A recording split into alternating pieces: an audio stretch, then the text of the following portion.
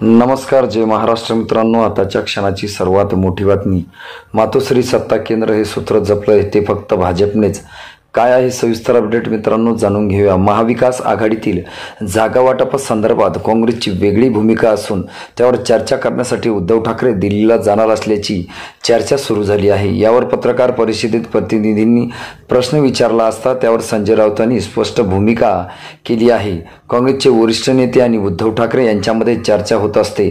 दोघांमध्ये उत्तम संवाद आहे. जागा वाटपाच्या विषयात कुठलीही अडचण नाही. भविष्यात गरज पडली तर नक्कीच दिल्ली जाऊ. काँग्रेसचा जो काही विषय असेल तो आम्ही दिल्लीत जाऊन सोडवू, असं विधान गटाचे प्रवक्ते संजय राऊत यांनी केले. आणि त्यानंतर उभाटा गटातले नेते दिल्लीला जातात, पण काँग्रेस राष्ट्रवादीतील नेते मात्र कधी मातोश्रीवर येत नाहीत असा प्रश्न निर्माण झाला आहे.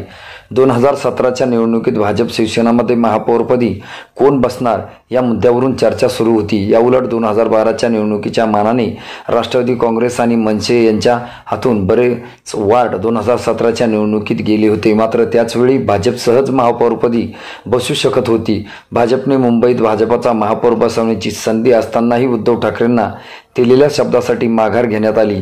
यावेळी मुंबई महापालिकेत भाजप विरोधी पक्षाची भूमिकेत राहणार नाही तर पारदर्शकतेचे पहारेकरी म्हणून भूमिका भाजप निभावेल, अशी भूमिका तत्कालीन मुख्यमंत्री देवेंद्र फडणवीस यांनी मांडली होती. आता भाजपच्या आणि देवेंद्र फडणवीसांच्या या निर्णयाने अनेकांना धक्का बसला होता. मात्र याचवेळी मित्रपक्षाला सहकार्य करण्याची वृत्ती भाजपने दाखवली होती.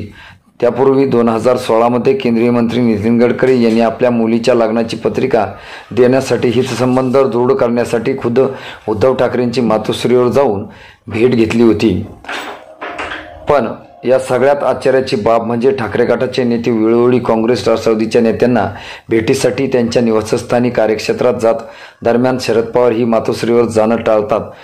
उलट ठाकरेंना सिल्वर ओकवर बोलवलं जातं.